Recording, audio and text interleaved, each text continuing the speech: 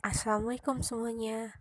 Balik lagi dengan saya, Adiana Intan Maharani. Kali ini saya akan membahas tentang angkatan 66.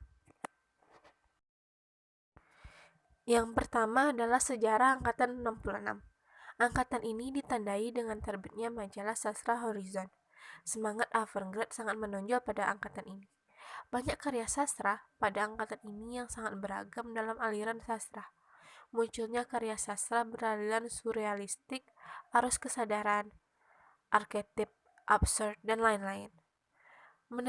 Penerbit Pustaka Jaya sangat banyak membantu dalam menerbitkan karya sastra pada masa ini. Sastrawan pada akhir angkatan yang lalu termasuk juga dalam kelompok ini, diantaranya Mutinggo Bosye, Purnawan Condronegoro, Jamil Suherman, Rasuanto, Gunawan Muhammad, Supardi Djoko Damono, dan Sutiagraha Horib Suprobo, dan termasuk paus sastra Indonesia yaitu H.B. Jasin. Selanjutnya, ciri-ciri angkatan 66. Yang pertama, mulai dikenal gaya epik atau bercerita, dan pada puisi muncul puisi-puisi balada. Yang kedua, puisinya menggambarkan kemuraman atau batin hidup yang menderita. Yang ketiga, prosanya menggambarkan masalah kemasyarakatan, misalnya tentang perekonomian yang buruk, pengangguran, dan kemiskinan. Yang keempat, cerita dengan latar perang dalam prosa mulai berkurang dan bertentangan dalam politik pemerintahan, lebih banyak mengemuka. Yang kelima, banyak terdapat penggunaan gaya retorik dan slogan dalam puisi. Yang keenam, muncul puisi mantra dan surrealisme absurd pada awal tahun 1970-an yang banyak berisi tentang kritik sosial dan kewenang-wenangan terhadap kaum lemah. Selanjutnya adalah manifest kebudayaan. Pada awal Agustus 1963, di Bogor dan di Jakarta diadakan pertemuan-pertemuan antar tokoh budaya, pengarang, dan seniman lainnya untuk membahas manifest kebudayaan. Manifest kebudayaan adalah perlawanan-perlawanan yang dilakukan para budayawan dan sastrawan akibat tekanan yang bertambah besar dari pihak komunis dan pemimpin bangsa yang mau menyelewengkan negara. Hasil rumusan itu dibawa ke dalam sidang lengkap pada tanggal 24 Agustus 1963. Selaku pimpinan sidang Gunawan Muhammad dan sekretarisnya Bokor Hutasuhud, sidang memutuskan naskah manifest kebudayaan yang bunyinya sebagai berikut. Yang pertama, kami para seniman dan cendekiawan Indonesia dengan ini mengumumkan sebuah manifest kebudayaan yang menyatakan pendirian, cita-cita, dan politik kebudayaan nasional kami. Yang kedua, bagi kami kebudayaan adalah perjuangan untuk menyempurnakan kondisi hidup manusia. Kami tidak mengutamakan salah satu sektor kebudayaan di atas sektor kebudayaan yang lain. Setiap sektor berjuang bersama-sama untuk kebudayaan itu sesuai dengan kodratnya. Yang ketiga, dalam melaksanakan kebudayaan nasional, kami berusaha menciptakan dengan kesungguhan dan sejujur-jujurnya sebagai perjuangan untuk mempertahankan dan mengembangkan martabat dari kami sebagai bangsa Indonesia di tengah-tengah masyarakat bangsa-bangsa. Yang keempat, Pancasila adalah falsafat kebudayaan kami. Selanjutnya adalah perbedaan angkatan 50 dan angkatan 66. Angkatan 50 yang pertama adalah tidak terdapat sisipan cerita sehingga alurnya padat. Cerita perang mulai berkurang, menggambarkan kebudayaan masyarakat sehari-hari. Kehidupan pedesaan dan daerah mulai digarap.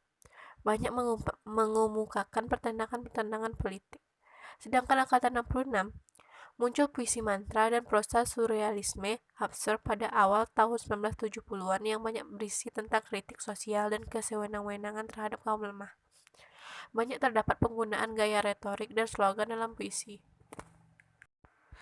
Cerita dengan latar perang dalam prosa mulai berkurang, dan pertentangan dalam politik pemerintahan lebih banyak mengemuka.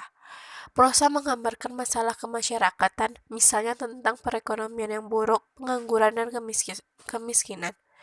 Puisi menggambarkan kemarahan batin hidup yang menderita. Mulai dikenal gaya epik bercerita pada puisi. Selanjutnya adalah pengarang Angkatan 66 dan karya-karyanya. Yang pertama adalah Taufik Ismail. Taufik Ismail dilahirkan di Bukit Tinggi pada tanggal 25 Juni 1937.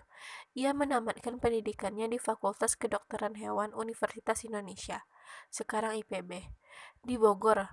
Pernah menjadi Ketua Federasi Teater Bogor, anggota Dewan Kesenian Jakarta. Sejak tahun 1966 menjadi redaktur majalah Horizon. Selain itu, ia juga pernah mengikuti konferensi Pan Asia di Taipei dan Seoul pada tahun 1970, Festival Penyair Indonesia di Rotterdam 1971, International Writing Program di Universitas Iowa 1971-1972, dan Kongres Penyair Sedunia di Taipei. Ia menerima anugerah seni dan pemerintah RI pada tahun 1970.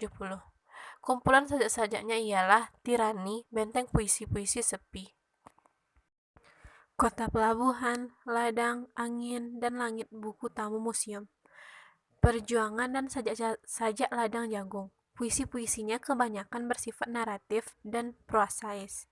Puisi-puisinya tidak semua puisi demonstrasi, bahkan lebih banyak puisi yang bukan puisi demonstrasi. Umpamanya, puisi-puisi dalam sajak-sajak Ladang Jagung yang berlatar belakang suasana Iowa City, Amerika Serikat, atau puisinya yang bersumber pada tari dan hadis yang lebih bernuansa keagamaan. Selanjutnya adalah Gunawan Muhammad. Gunawan Muhammad lahir di Batang, Jawa Tengah pada tanggal 29 Juli 1941.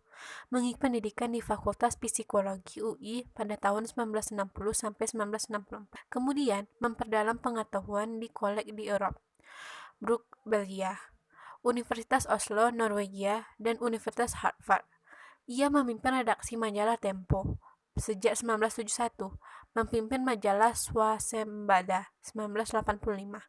Pernah juga menjadi wartawan harian Kami, anggota Dewan Kesenian Jakarta, pemimpin redaksi majalah Express, redaktur Horizon. Sejak 1972 menjadi salah seorang dewan penasehat majalah ini. Ia juga tercatat sebagai pemimpin redaksi majalah Zaman. Selain karirnya di bidang kewartawanan, redaktur, dan penulis, ia juga pernah menjadi anggota MPR. Karya-karyanya berupa sajak telah dibukukan dengan judul Parikesit dan Interlude. Sedangkan kumpulan esainya berjudul Potret Seorang Penyair Muda sebagai Si Malin Kundang, Seks Sastra Kita Catatan Pinggir 2. Yang ketiga adalah Mansur Samin. Lahir pada tanggal 29 April 1930 di Batang Toru, Sumatera Utara.